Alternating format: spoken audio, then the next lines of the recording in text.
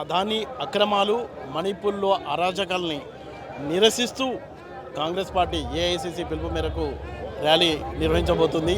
ఈ ర్యాలీ యొక్క ఉద్దేశం ఏంటో మనం అడిగి తెలుసుకుందాం. వాస్తవంగా భారత రాజ్యాంగం భారత ప్రజలకి ఆర్థిక న్యాయాన్ని, రాజకీయ న్యాయాన్ని, సామాజిక న్యాయాన్ని వాగ్దానం చేసింది. కానీ రాజ్యాంగ విలువలకు వ్యతిరేకంగా ఈరోజు మోడీ గవర్నమెంట్ మొత్తం దేశ సంపదని అదానీ, అంబానీ, బీచ్పై ప్రధానలాగా వాళ్ళకు పంచిపెట్టడానికి కోసం ఏర్పడి ఉన్నది.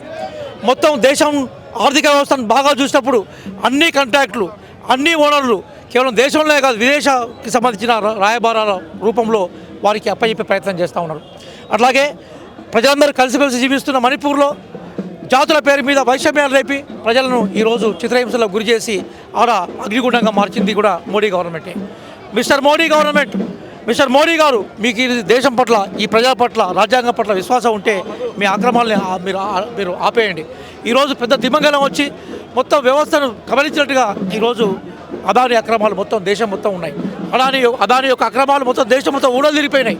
కానీ ఒక్కరోజు కూడా పార్లమెంట్లో చర్చకు అవకాశం ఇవ్వకుండా, ఒక్కరోజు కూడా ఆ విషయాల మీద మాట్లాడకుండా ఈ మణిపూర్ అల్లల్ల వెనుక ఈ కార్పొరేట్ల హస్తం ఉంది అనుకోవచ్చా? అటవీ సంపదని దోచిపెట్టడానికి ఇవ్వబోతున్నారా? వాళ్ళ మధ్య కూకీలకు, నాగాలకు, మైతీలకు మధ్య వివాదం పెట్టి మంచి ప్రశ్న అడిగారు. ఈరోజు జార్ఖండ్ కానీ, ఛత్తీస్గఢ్ కానీ, ఈశాన్య రాష్ట్రాలు కానీ, మణిపూర్ కానీ, సిక్కిం కానీ, మేఘాలయ కానీ, అస్సాం కానీ, ఈ మొత్తం ప్రాంతాల్లో సహజ సంపద ఉంది. ఈ సహజ సంపద మీద లోకల్గా ఉండే ప్రజలకు, స్థానికులకు హక్కు ఉండాలి. అక్కడ ఖాళీ చేస్తే తప్ప ఇక్కడ పెట్టుబడిదారులకు అవకాశం ఉండదు. ఇక్కడ కుట్రపడిన వాతావరణం. మనకప్పుడు చాలా రోజుల క్రితం అవతారం ఒక సినిమా వచ్చింది. అట్లాగే ఈరోజు అవతారాన్ని ఇక్కడ ప్రత్యేకంగా చూస్తూ ఉన్నాం.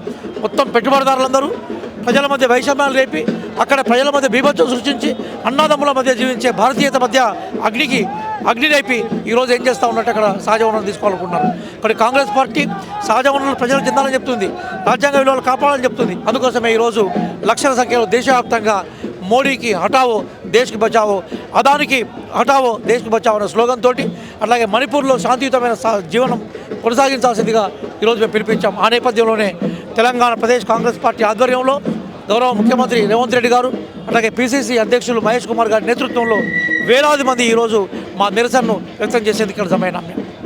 నేను డాక్టర్ రియాజ్, రాష్ట్ర గ్రంథాలయ సంస్థ చైర్మన్, కాంగ్రెస్ పార్టీ అధికార ప్రతినిధి.